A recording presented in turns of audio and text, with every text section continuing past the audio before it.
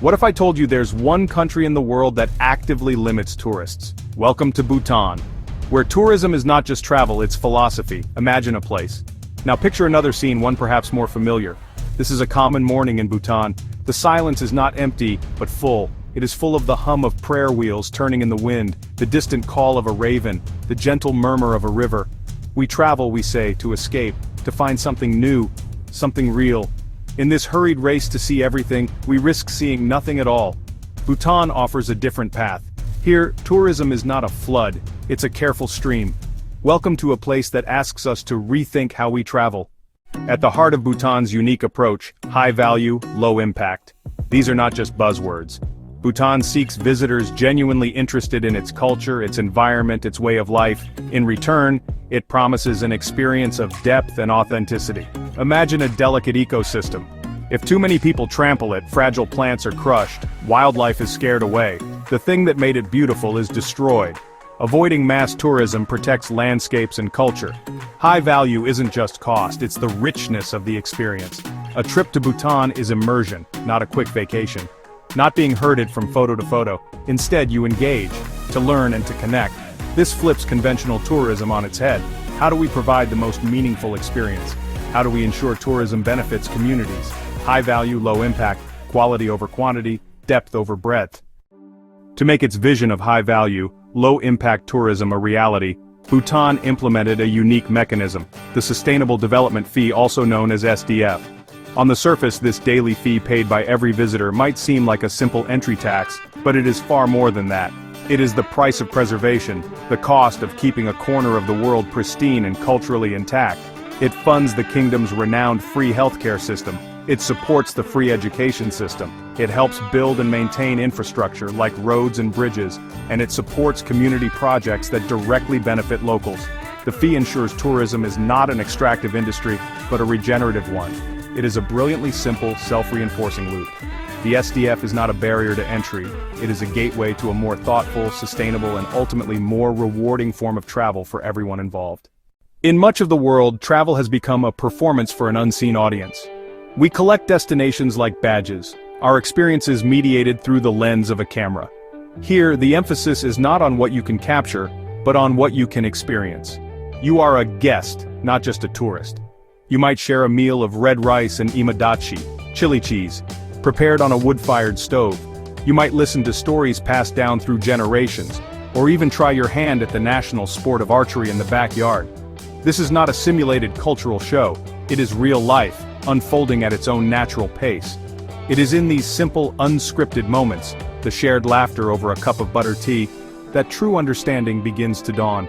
Your guide might lead you to a secluded monastery where you can sit and listen to the hypnotic chanting of monks, the sound seeming to vibrate in your very bones. You might have the chance to speak with a learned lama, asking questions about Buddhist philosophy and its application in daily life. You could witness a chechu, a colorful religious festival, masked dances close up, entire communities gathered to watch, retelling ancient legends. This focus on deep connection changes the very nature of the travel experience. It shifts the goal from seeing landmarks to making memories. A postcard can show you the stunning architecture of the Tiger's Nest Monastery, but it cannot convey the feeling of the wind on your face as you make the final ascent, or the scent of burning incense in the air, or the sense of peace that settles over you as you look out across the Paro Valley. While most of the world measures its success by a single metric, gross domestic product or GDP, Bhutan charts its course by a different star. It is guided by the philosophy of gross national happiness, or GNH. GNH is built on 4 pillars: good governance, sustainable socio-economic development, preservation and promotion of culture, and environmental conservation. A proposal for a new hotel or tourist activity isn't judged solely on profit.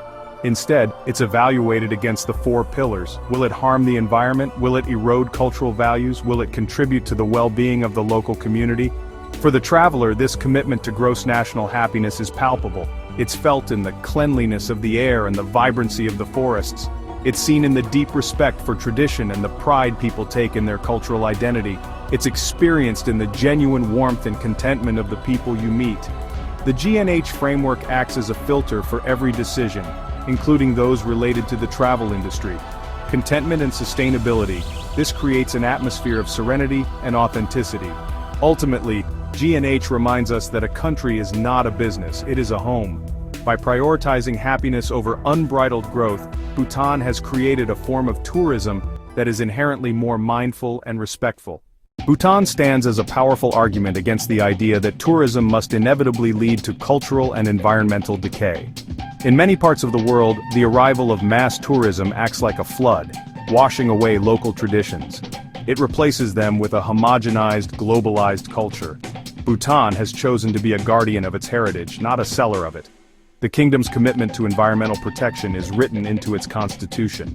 It mandates a minimum of 60% forest cover for all time. Today, that figure is over 70%. That makes Bhutan one of the few carbon-negative countries. It absorbs more CO2 than it produces. Cultural preservation is pursued with the same rigor: craft schools, cultural institutions, festivals. By making culture a source of national pride, Bhutan stays resilient. This dual protection creates a visitor experience of extraordinary integrity. Tourism, managed wisely, can preserve forests, restore monasteries, and support artisans. The lesson is not a rigid set of rules, but a philosophy. Identify what makes a place uniquely valuable and protect it. It is about making conscious choices instead of simply letting the market decide. Perhaps true value lies in authenticity, exclusivity, and meaning. The flight out of Paro is one of the most dramatic in the world. But the true measure of a journey to Bhutan is not what you see on the way out. It is what you carry with you long after the mountains have disappeared from view. Bhutan teaches us a powerful truth. Tourism can preserve, not destroy. The question is, when you travel next, will your choices honor the place you visit? Subscribe for more deep travel stories.